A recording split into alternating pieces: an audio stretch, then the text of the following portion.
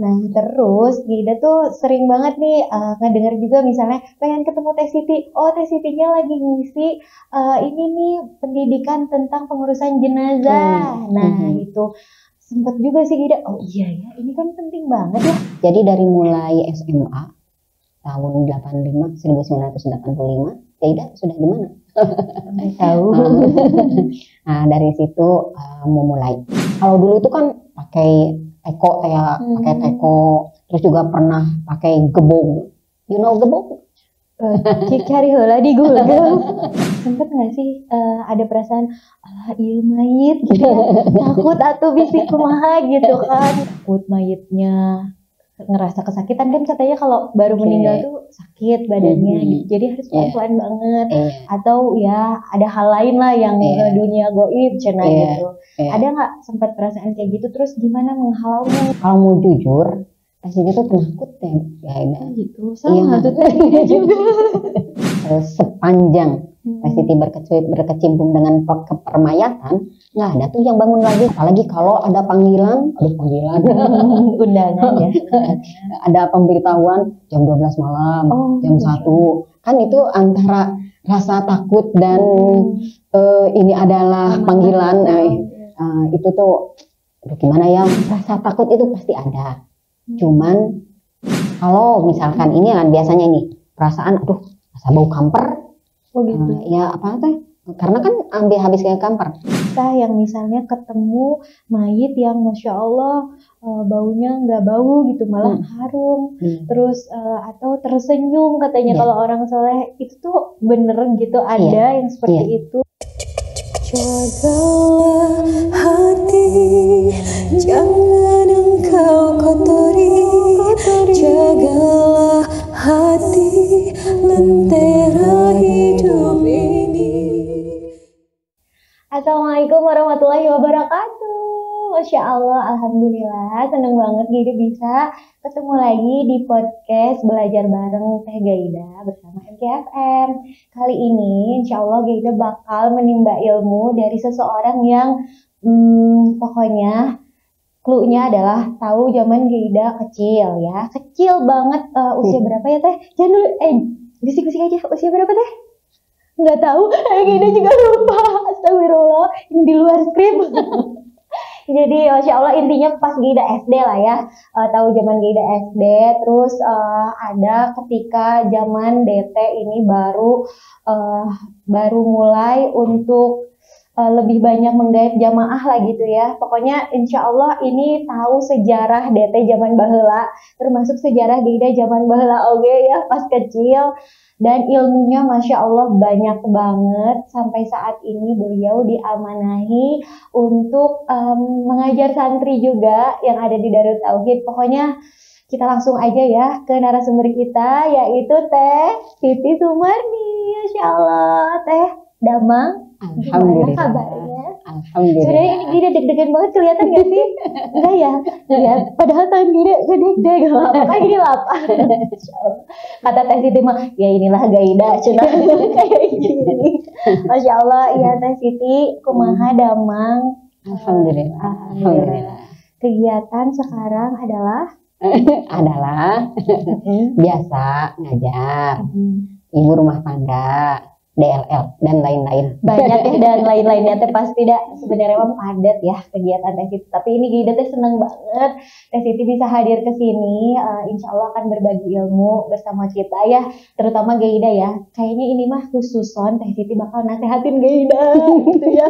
Masya Allah ya, jadi kesibukan Teh Siti sekarang adalah mengajar juga ya Teh di SMA ya Teh. SMK. Oh SMK. Oke. Pelajarannya Teh adalah PAI. Apa tuh? Apa? PAI. PAI. Oh, itu mah tuh pelajaran yang sangat penting sekali. PAI karena emang Teh Siti ini lulusan backgroundnya memang tarbiyah, jurusan PAI. Jadi nyambung. Masya Allah ya. Tapi sebenarnya Teh Siti itu nggak hanya ngajar santri, tapi juga santri karya gitu ya. Dan emang suka berdakwah keluar juga ya Teh ya, karena itu mah udah dari zaman Gaida kecil tuh melihat Teh Siti memang warawiri kemana-mana untuk berdakwah. Kalau Gaida boleh tahu, emang passion Teh Siti di situ atau panggilan hati atau gimana tuh tentang dakwah ini? Saya juga nggak tahu itu ya. Kenapa? Karena asaan saya itu kan jarang bicara dulu itu, dan memang nggak kebayang jadi guru juga, apalagi jadi berdakwah gitu ya. Tapi ya qadarullah, alhamdulillah, kebahagiaan tersendiri bagi Teh Siti bisa jadi jalan untuk sebagian muslimah menimba ilmu gitu. Yang jelas memang kebayang. Jadi nggak pernah waktu muda gitu, misalnya pas kuliah gitu, saya mau berdakwah memang, atau mengalir gitu aja dan bergabung di DT. Benar, jadi gini, awalnya tuh kan SMA. Tadinya kata ibu tuh jadi guru aja, nggak mau gitu. Itu teh ceritanya mengelak jadi guru ya gitu. Tapi ujung-ujungnya jadi ke ingang-ingeng, IAIN maksudnya gitu. Yang sekarang mah UIN ya. Nah, dari situlah, lepas UIN itu kan otomatis sekalipun tarbiyah pasti kan hubungannya dengan orang ya. Apalagi sudah bergabung di DT, kan Darut Tauhid luar biasa, banyak sekali lahannya di situ, dan disitulah memulainya. Tapi yang jelas ada kebahagiaan tersendiri. Masya Allah ya, dakwah itu ternyata memberi menjadi jalan kita berbahagia, ada kepuasan batin tersendiri gitu ya Teh. Walaupun kadang harus mengorbankan waktu, terus harta, bahkan ya tenaga, pikiran, belum nggak semua orang bisa menerima apa yang kita sampaikan. Masya Allah sih. Berarti udah total berapa tahun ya Teh dari pas bergabung di DT itu tahun keberapa? Kalau bergabung di DT 96. Berarti berapa tahun? Iya, berarti pas aku SD bener. SD ya? Iya. 30 ya? 30. 96 sekarang 2023. Iya. 26 tahunnya. Oh iya, tapi kalau mengenal DT jadi jamaah 91. 91. Nah, 96 baru gabung. Masya Allah. Jadi Masya Allah ya, ini udah berkiprah 30 tahun. Hampir 30 tahun lah ya. 20 tahun lebih untuk bergabung di dunia dakwah ya. Itu pasti ada up and down-nya dong, Teh. Boleh di-sharing nggak ada hal apa yang menjadi, aduh ini berat banget ya dakwah Teh, boleh di-sharing pengalamannya, barangkali siapa tahu jadi hikmah buat kita gitu. Iya. Kalau bagi saya justru dakwah ini menyenangkan. Kenapa? Karena kalau kita kilas balik bagaimana Rasulullah, apalagi kalau ada cerita-cerita kan yang ditolak lah, yang diinilah gitu. Kan kalau kita mah enak banget, betul nggak? Iya. Apalagi kalau kita bawa nama atas Darut Tauhid ya. Bawa nama atas Darut Tauhid namanya kembali bawa lembaga gitu ya. Kan Darut Tauhid udah dikenal ya. Cuman itu juga jadi jadi apa? Pengingat. Benar gitu. Jadi kalau mau apa-apa Teh, masa dari DT gitu ya. Tapi otomatis itu jadi pengerem. Kalau Teh Siti merasa itu jadi pengerem. Kenapa? Karena yang paling penting itu kan bukan dakwah dengan lisannya, tapi bagaimana perbuatan kita ini jadi dakwah gitu. Dan itu yang sangat menyenangkan. Kenapa? Senantiasa belajar. Karena kan ya dari setiap kejadian, ternyata kemarin salah ada, ternyata ada yang harus diperbaiki, terus aja. Jadi saya pikir lebih banyak sukanya daripada dukanya. Masya Allah, mudah-mudahan ya bisa ngikutin ya. Kadang kan kita suka agak jiper gitu kalau ngapain sih dakwah, kamu juga belum bisa ngurus keluarga gitu misalnya, atau enggak emang ilmunya udah banyak kok, banyak omong kayak gitu. Ada nggak, sempet nggak Teh kejadian kayak gitu? Gimana biar kita tuh tetap ya udahlah lurus aja lah gitu ya. Dain mah tugas kita dakwah gitu. Sering sekali merasakan begitu. Apalagi tadi sih merasa bahwa saya itu belum banyak tahu ya gitu, belum banyak ilmunya gitu. Tapi justru inilah yang memotivasi, karena yang menuntun itu adalah Allah. Itulah kenapa, karena Siti yakin bahwa andai kata kita berjuang, berjalan, melakukan untuk Allah, pasti Allah nolong gitu. Jadi pede aja lagi. Kalau mengukur kemampuan mah ya, aduh apalah gitu ya, gimana gitu. Lagi ini belum bisa, itu belum bisa gitu. Tapi hanya mengandalkan kekuatan dari Allah. Jadi yang Teh Siti syukuri, ya Allah terima kasih, saya sudah diperankan seperti ini. Karena kan tidak semua orang ya bisa begitu. Jadi itu juga sebuah apa ya, karunia yang memang harus disyukuri. Nah, salah satu bentuk syukurnya memang yaitu belajar gitu. Jadi nggak pernah lelah dan berhenti belajar walaupun posisinya sebagai pendakwah ya, justru malah nambah ngerasa perlu gitu ya untuk belajar ya. Iya, betul. Masya Allah, inilah yang Gida dapatkan ilmunya. Ini reminder banget sih buat Gida. Satu sisi memang ya itu tadi ya, syukur ya. Ternyata ya ini adalah bentuk kasih sayang Allah memberi kesempatan kita untuk menyampaikan kebenaran gitu ya, kebaikan dan kebenaran, karena nggak semua orang diberi kesempatan seperti ini. Jadi rasa syukur itu dilakukan dengan memanfaatkan kesempatan ini ya untuk berdakwah. Meskipun ada ujiannya gitu ya. Pasti ini sebenarnya Teh Siti itu pengalamannya banyak banget sih, tapi ya beliau ngomongnya syukur terus, ya udah itu yang harus Gida amalkan ya.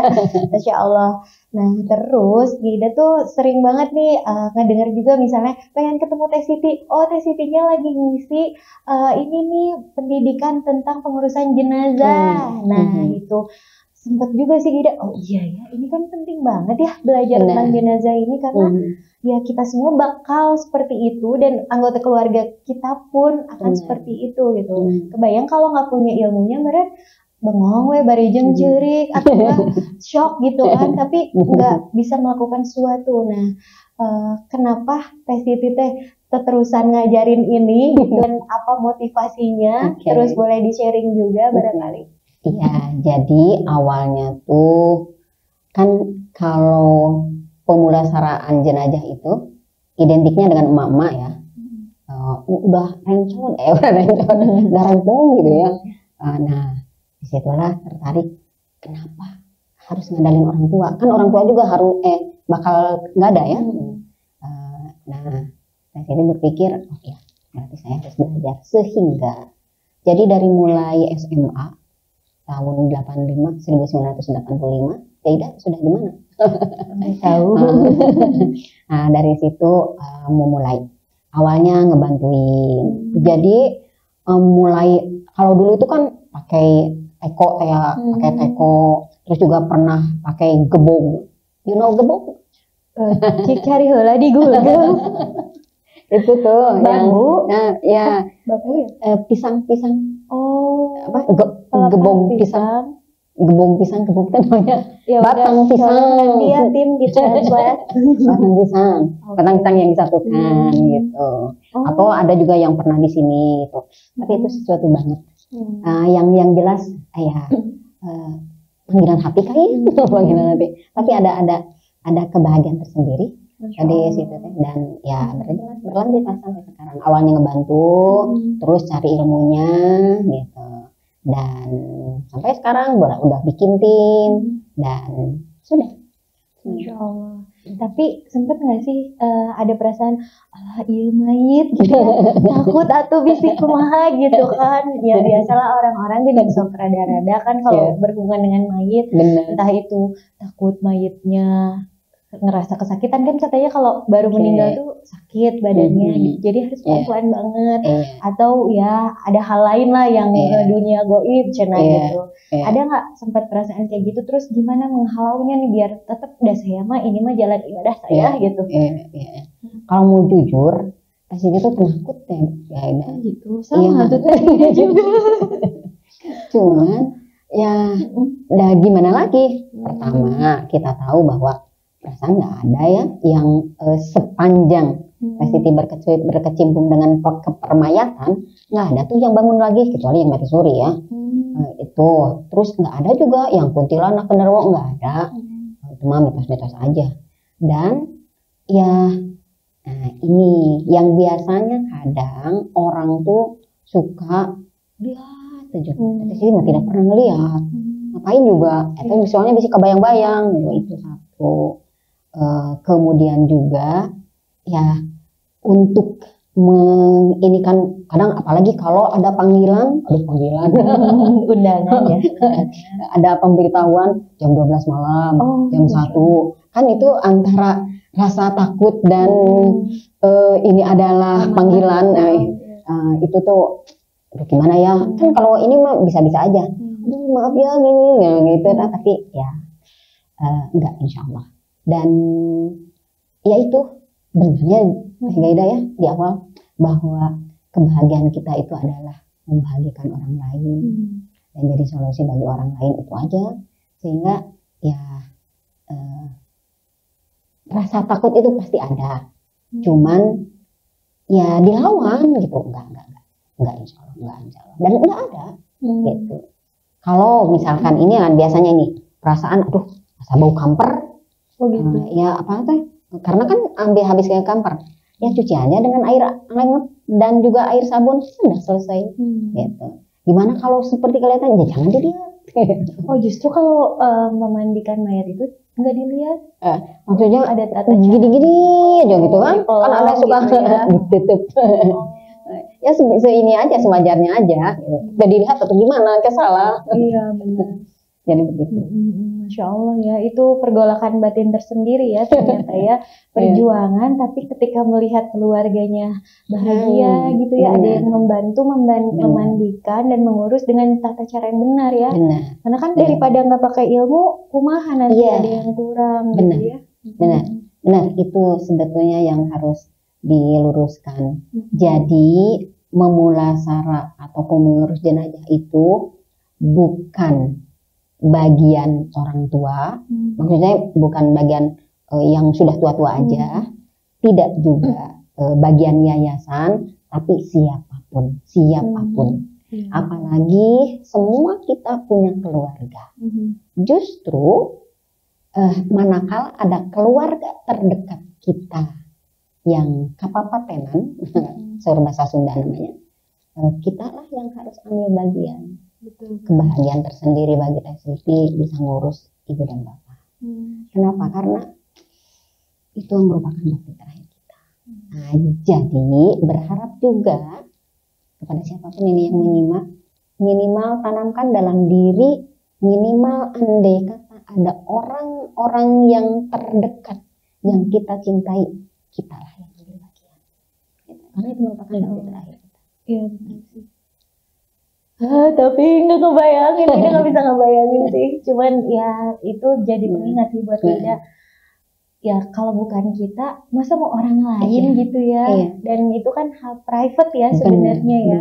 Kebayang coba Gina, kalau misalkan jam 1, jam 2, kan kalau misalkan harus ke yayasan, mereka juga punya keluarga, kenapa harus menunggu dulu, betul nggak? Masa di mayat harus diangkatnya, harus dibiarkan gitu. Bukankah yang harus disegerakan itu salah satunya adalah mengurus jenazah ini. Iya betul. Dari mulai memandikan, menguburkan, menyolatkan dulu, menyolatkan dan menguburkan. Dan kalau sudah di pulasara, sudah diurus, jadi akan semakin banyak yang menyolatkannya.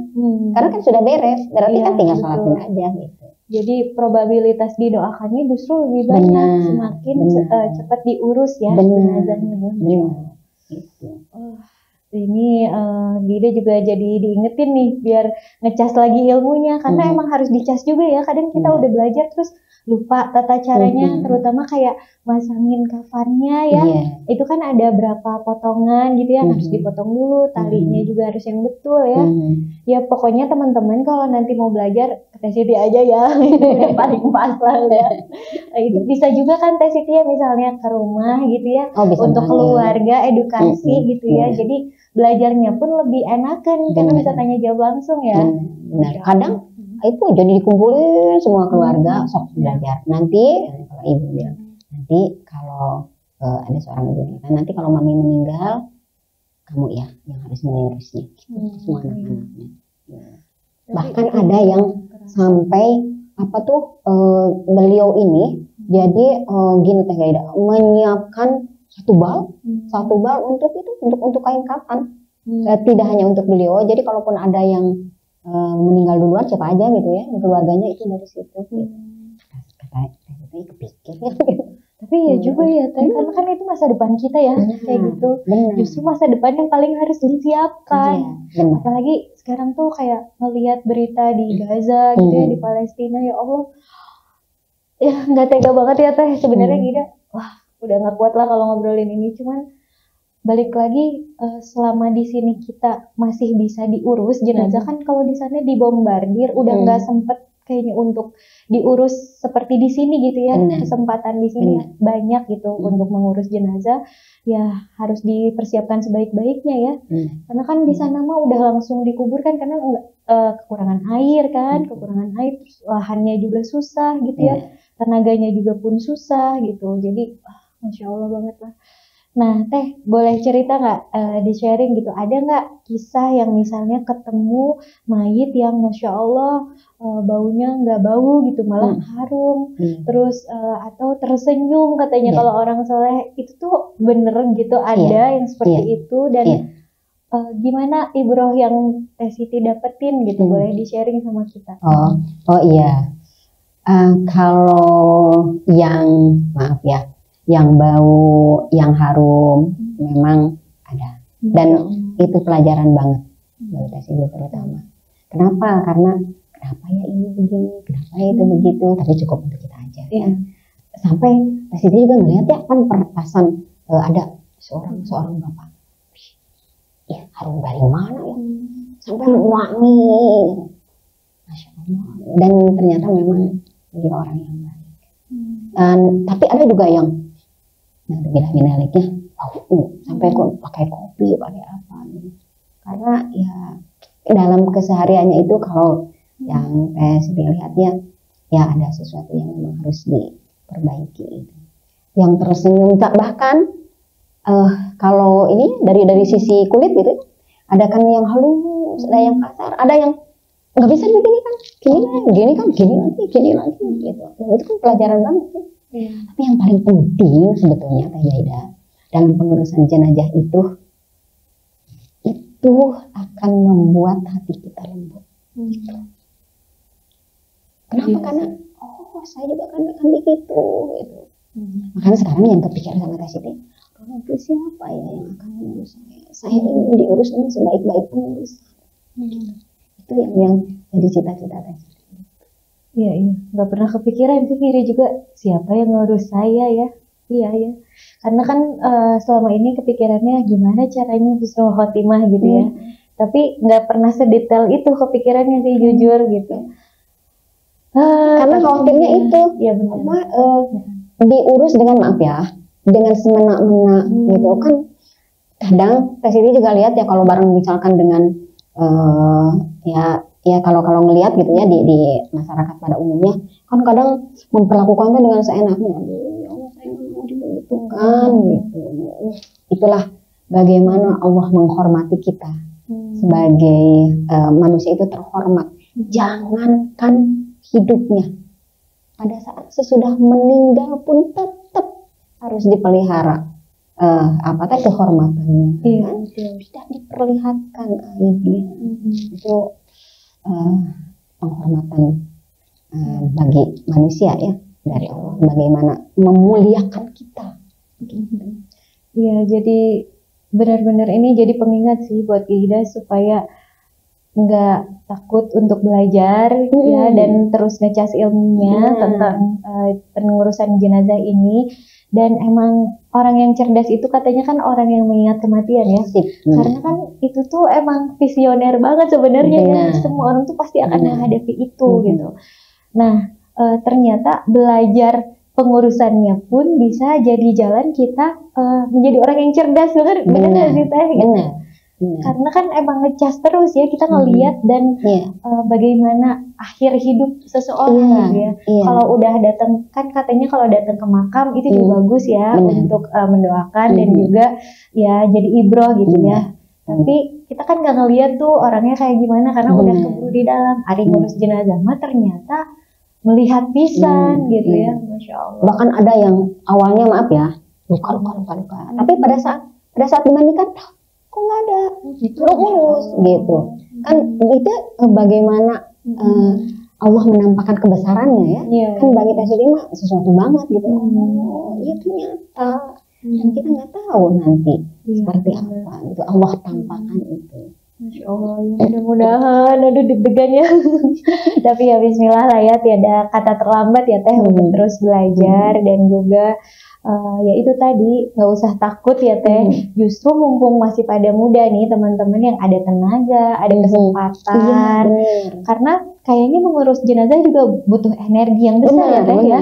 Apalagi kalau misalnya jenazahnya badannya besar, berisi gitu ya. Iya benar. Karena ya kebayang kan harus ngebersihin banyak gitu kan. Kalau itu berarti timnya itu berapa orang sih Teh sekali ngurus jenazah tuh minimal? 4-5 cukup, 4-3 cukup. 2 orang bagian memandikan, 2 orang maksudnya menyiapkan pemandiannya, 2 orang menyiapkan kain kafannya, nanti bareng-bareng ini aja. Jadi lebih cepat gitu. Dan kalau 5 orang berarti 1 orang warawiri, bawa ini bawa itu gitu. Kalau ada yang kurang minta tolong iya. Total pengurusan berapa 5 jam? berarti 1,5 jam 2 jam. Tapi kalau sudah tersedia kain kafannya sudah dipotong-potong, nah bagusnya setiap orang itu sudah ada tuh yang sudah dipotong-potong gitu supaya cepat gitu. Tapi kalaupun memang belum dipotong juga nggak lama kok. Hanya kalau di tim tes itu jadi selalu ada yang sudah ready, sudah siap gitu, sehingga tidak harus motongin lagi. Jadi itu akan lebih mempercepat. Gitu. Biasanya 1-2 jaman lah, atau 2 jam setengah. Udah ada paketnya gitu ya Teh, pas diundang Teh, udah bawa gitu sekalian biar cepet gitu ya pengerjaannya. Termasuk yang ininya juga untuk penutup. Oh iya ya, kan supaya auratnya terjaga ya. Iya. Pas mandi itu penting banget ya Teh. Iya. Betul. Karena kan maaf ya, kadang ada fenomena, jadi kalau ada yang meninggal teh dia malu banget ya. Benar. Makanya sohul bednya ya yang punya rumahnya harus ini aja, harus benar aja. Maaf, silakan tinggalnya di sana aja gitu. Jadi yang di situ yang ngurusin aja. Dan yang indahnya yaitu andai kata yang ngurus itu adalah keluarga. Kenapa?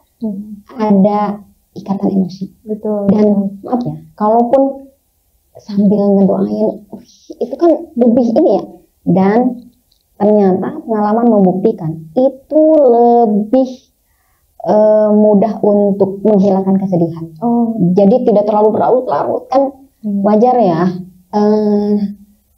Sunnatullah. Andai kata kita ditinggal oleh orang yang kita cintai, melau, sedih gitu. Tapi dengan ikut mengurus itu biasanya akan mengurangi kesedihan itu. Jadi nggak akan larut banget. Bahkan ada rasa kebahagiaan karena bisa berpisah untuk momen terakhir gitu ya. Bisa mengantarkan peristirahatan terakhirnya.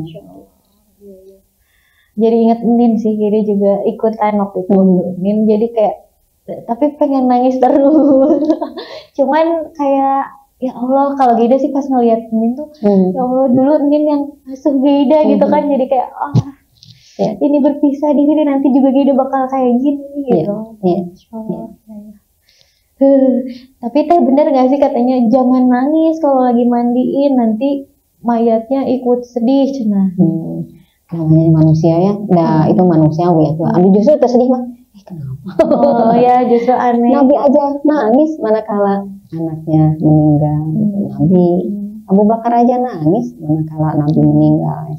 Jadi itu mitos ya Teh? Manusiawi. Hanya yang nggak boleh tuh sampai meraung-raung, meratap-ratap atau nggak terima atau sampai merobek-robek itu. Yang tidak boleh itu meratapnya itu. Kalau nangis mah ya nggak apa-apa. Jadi pas lagi mandiin nangis tuh gak apa-apa. Tapi air matanya jangan kena mayatnya, nanti mayatnya kesakitan cenah gitu. Ada yang bilang gitu sih. Abu Bakar pada saat menangis jatuh air matanya ke badan Nabi. Hanya memang sebaiknya di ini ya, enggak seperti itu. Enggak, insya Allah. Insya Allah enggak ya. Jadi nggak apa-apa menangis, sedih mah wajar gitu. Yang penting jangan sampai ngelakuin hal-hal yang berlebihan gitu ya Teh. Apalagi tidak terima. Gitu. Ya. Lebih baik nggak usah ikut ngemandiin hari lagi gitu mah ya. Benar. Ya. Kalau nggak kuat mah udah serahkan aja ke yang lain. Iya sih. Ya karena pernah katanya ada yang mau mandiin terus malah pingsan, malah jadi merepotkan orang-orang sekitarnya ya, karena harus ngegotong juga. Bener, jadi digotong duaan. Iya, yang perempuan misalnya riweuh gitu kan yang ngegotongnya, Masya Allah. Jadi Masya Allah ya betapa pentingnya pengurusan jenazah ini ya. Kalau boleh di-sharing ini teh dasar keilmuannya teh gimana sih, emang sebenarnya wajib nggak sih kita teh ngurus jenazah ini gitu, terus keutamaannya teh apa, dan juga harusnya teh kalau kita nih misalnya sebagai istri yang ngurus jenazah kita teh siapa sebenarnya yang paling berhak dan wajib bahkan gitu. Yang jelas kalau mengurus jenazah itu semua sepakat bahwa ini termasuk fardu kifayah. Tapi kebayang kan kita nggak tahu kita meninggal di mana, betul nggak? Kebayang kalau di satu tempat itu tidak ada yang bisa semuanya, berarti dosa semuanya gitu. Sehingga sekalipun fardu kifayah tetap aja kita harus bisa, betul nggak? Iya. Kenapa? Karena nggak ngerti kita di mana meninggalnya, apa ya? Sehingga ya andai kata sudah bisa, nggak akan apa ya? Tidak rugi gitu. Apalagi kalau kita lihat dari beberapa hadis yang diriwayatkan oleh Al-Hakim bahwa barang siapa yang memandikan jenazah dengan menjaga aurat, dengan menjaga aib yang dilihatnya, maka Allah akan mengampuni dosanya dengan 40 ampunan. Pahala memandikan jenazah itu 40 ampunan. Masya Allah. Kali ampunan. Itu yang memandikan. Jadi ngerasa bahwa banyak dosa banget. Nah mudah-mudahan dengan itu bisa mengurangi ya dosa-dosa. Kemudian juga barang siapa yang mengkafani jenazah, maka kelak Allah akan memakaikan pakaian dengan sutra murni dari surga. Dan barang siapa yang menyolatkan jenazah, kalau yang menyolatkan jenazah mah ini Bukhari Muslim, dengan mengiringinya maka pahalanya 2 kirot. Pada sahabat nanya, 1 kirot itu apa? Kirot itu apa? 1 kirot itu adalah sebesar gunung Jabal Uhud. Saya udah tahu Jabal Uhud berapa? 7 kilo ya, hanya itu. Nah sebesar itu. Kalau memandikan, kalau menyolatkan aja. Tapi kalau sambil mengiringi itu 2 kirot gitu. Tapi kalau bagi perempuan dengan syarat. Pertama tidak tabaruj, kedua tidak ikhtilaf, tidak bercampur, ketiganya kuat. Nah kalau melo mah apalagi nggak kuat itu jangan. Jerit-jerit gitu ya. Pokoknya ya tegar gitu ya, bisa nerima ya boleh begitu. Dan ya itu ya biasanya kalau perempuannya di belakangnya tidak bercampur dengan tidak pas sedek-sedek kan suka emang banyak yang mengiringi gitu ya. Iya, paling itu. Jadi syarat-syaratnya itu yang harus diperhatikan gitu. Jadi untuk yang mensolatkan kayaknya siapapun bisa, betul nggak? Sehingga andai kata nanti ada yang meninggal, kalau kita belum bisa mengkafani, belum bisa memandikan, maka menyolatkan karena pahalanya 1 kirot sebesar Jabal Uhud. Dan itu memudahkan, memungkinkan tuh. Iya benar. Kenapa? Karena cara-caranya juga kan sederhana, gampang kan? Iya. Tidak harus ruku, tidak harus sujud gitu. Kalaupun enggak hafal doa-doanya ya udah diam aja. Tapi kalau Al-Fatihah emang bisa ya.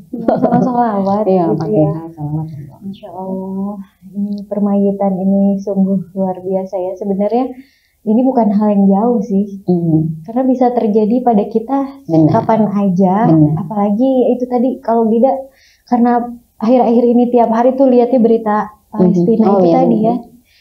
Jadi kayak wah, ini udah akhir dunia nih kayaknya gitu ya. Udah siap-siap aja gitu. Udah bukan waktunya main-main lagi deh gitu. Cari ilmu pun yang memang kita benar-benar perlukan untuk menuju ke sana gitu kan. Masya Allah. Ya teman-teman jadi udah tahu keutamaannya. Nggak usah tunggu lama-lama lagi ya, bisa juga undang Teh Siti sama timnya ya. Atau ya cari ilmunya lah intinya ya, cari ilmunya tentang pengurusan jenazah ini. Karena poin yang paling Gaida dapat adalah Masya Allah ternyata jalan kita diampuni dosa-dosa. Kan biasanya kita kalau ingin diampuni banget tuh pengennya umroh gitu ya, pengen sih itu juga ya, amin, umroh atau haji. Tapi kan itu kadang butuh biaya yang besar, terus juga butuh tenaga dan waktu yang memang di-prepare khusus. Tapi kalau mengurus jenazah ini sebenarnya itu bisa ada di sekitar kita gitu, tanpa harus pergi jauh gitu.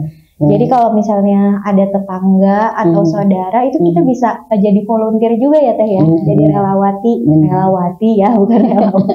Oh ya balik lagi kalau tadi Ginda tuh kan kadang suka nggak pada tahu nih, misalnya kalau istri meninggal itu sebetulnya yang lebih baik memandikan tuh suaminya atau gimana sih Teh? Oke. Ya, jadi urutannya. Apakah suami bisa menginikan istri? Bisa sekali. Kenapa? Karena kalau bagi suami mah tidak ada tidak ada yang tidak boleh, betul nggak? Apapun juga boleh gitu. Jadi sebetulnya yang lebih berhak istri suami gitu. Kalau orang tua yang berhak anak. Kalau adik kakak yang berhak saudara-saudaranya. Jadi keluarga terdekat itu lebih punya kepedulian, lebih punya hak kebanding dengan yayasan. Kan biasanya kan suka manggil orang lain ya, anak-anaknya mah diam aja, keluarganya mah diam aja, sayang banget gitu. Padahal itu kan kesempatan ya. Kalau mereka melihat nama aku ini sama keluarga gitu. Adakah batasan aurat kayak misalnya ayah kan memandikan anak perempuannya nih, itu hanya boleh bagian atasnya atau kakinya kah atau gimana? Jadi kalau yang bukan mahram berarti ya bukan mahram, ayah mahram ya tentunya, cuman ya tidak seleluasa suami. Kalau misalkan ayah ataupun anak laki-laki boleh rambutnya, boleh tangannya, boleh kakinya, karena sebetulnya pada saat memandikan ataupun kafani pun itu semuanya tertutup begitu. Jadi cari yang aman, begitu. Intinya malah boleh, tapi ya memang mungkin bagian-bagian yang kalau sehari-hari juga boleh dilihat gitu ya. Benar yang netral. Baiklah, Masya Allah ya, tentang jenazah ini kita udah dapat hikmah, ilmu, dan tinggal eksekusi nih. Oh iya, tapi kita pengen balik lagi ke Teh Sitinya nih. Teh Siti sekarang usia berapa? 17 ya Teh? Ya. Kita kan seumuran kan Teh. 17 ada 57 mau menjelang 57. 56 terlihat betul. Kayak 37 lah Teh. 3 tahun sama kita. Januari nanti 57. Masya Allah 57 tahun ya. Jadi udah setengah abad lebih. Masya Allah. Jadi ada nggak sih harapan atau cita-cita Teh Siti yang belum tercapai gitu di usia sekarang, terutama di tentang dakwah sih? Kan dulu mungkin harapannya yang penting bisa ikut dakwah. Nah sekarang mungkin ada harapan yang lebih dalam atau lebih jauh atau gimana? Kan Gaida belum ngebayangin Gaida di usia 57 soalnya. Nggak boleh di-share.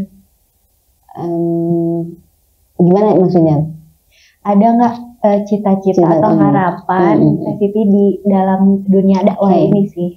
Lebih misalnya Teh Siti ya pengen dakwah ke luar negeri misalnya, kalau Gaida mikirnya kayak gitu, atau enggak apa, atau ya udah alhamdulillah segini juga gitu.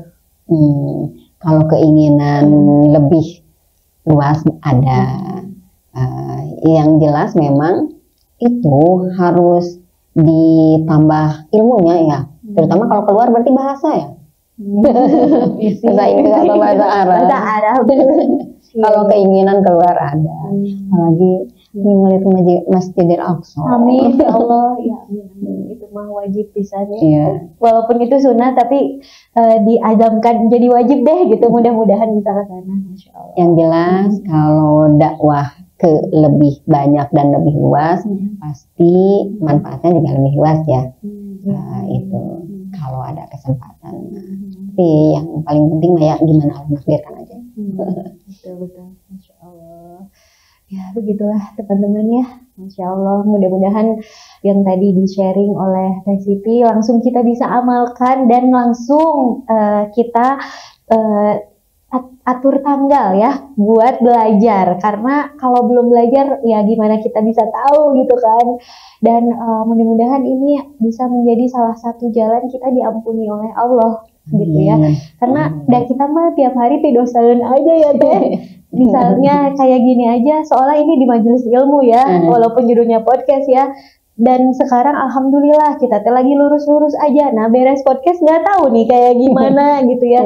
Tadi udah mau nangis, ingat aduh kalau kita jadi mayatnya gimana gitu ya. Kalau saat itu datang, nanti habis podcast bisiwe langsung ya udahlah makan aja, bari jangan lupa sama Allah gitu ya, bisa aja gitu. Jadi ya Masya Allah ini pembelajaran yang luar biasa buat Ida juga dan teman-teman. Cus kita langsung atur waktu untuk belajar, bisa ke Teh Siti atau siapapun yang memiliki ilmu tentang pengurusan jenazah ini, atau mungkin di sosial media juga ada kali ya Teh. Ilmu-ilmu sebenarnya atau buku itu juga ada. Yang penting kita niatin dulu deh untuk belajar dan kita edukasi juga nih ke keluarga kita, ke anak-anak kita yang walaupun misalnya mereka masih kecil ya, tapi kan tetap aja mereka juga harus tahu ya Teh. Karena kan harapan mah pengennya kita diurus sama keluarga dong, nggak mau sama orang lain, dan malu juga gitu ya. Ya mudah-mudahan bermanfaat dan juga insya Allah Gida bakal akan terus ada podcast selanjutnya. Alhamdulillah Teh Siti hatur nuhun pisan. Jazakillah khairan katsiran sudah berkenan hadir di podcast Gida bersama MKFM. Ilmunya juga ini Masya Allah. Gida benar-benar dapat hikmah banget. Teh Siti mudah-mudahan diberi kesehatan. Kita doain bareng-bareng ya guys. Karena pendakwah itu Masya Allah banget. Gida tuh suka, ya Allah kebayang kalau orang-orang tuh pada semangat dakwahnya menurun, siapa generasi kayak kita tuh dapat ilmu dari siapa gitu kan. Masya Allah ya, mudah-mudahan Teh Siti selalu sehat, diberi keistiqomahan dalam ketaatan dan kebaikan dan keimanan hingga akhir hayat, terus juga bahagia terus rumah tangganya. Ada harusnya Teh Siti yang ngedoain kayak gitu. Tapi katanya kalau kita mendoakan akan balik ke kita kan Teh. Aduh, gimana sih, gak mau rugi ya. Masya Allah. Ya, teman pisan pokoknya Teh. Insya Allah kita akan bertemu lagi di podcast selanjutnya. Dan bisa juga kalau teman-teman mau ketemu Teh Siti bisa ke Darut Tauhid di SMK Darut Tauhid Boarding School, betul tidak? Betul. Baiklah, sebelum kita tutup nih Teh Siti ada closing statement atau pesan-pesan buat kita para muslimah? Iya, yang jelas jangan nunggu nanti. Kau mau belajar dari sekarang dan ingatkan kalau untuk pengurusan jenazah ini, andai kata nanti ada keluarga terdekat kita, saya yang ambil bagian. Niatkan dari sekarang. Mudah-mudahan Allah mengabulkannya. Karena ada kebahagiaan tersendiri. Masya Allah, barakallah. Baiklah, kita tutup podcast hari ini dengan ucapan hamdalah bersama-sama. Alhamdulillahirrahmanirrahim. Sampai bertemu di podcast selanjutnya. Wassalamualaikum warahmatullahi wabarakatuh. Waalaikumsalam.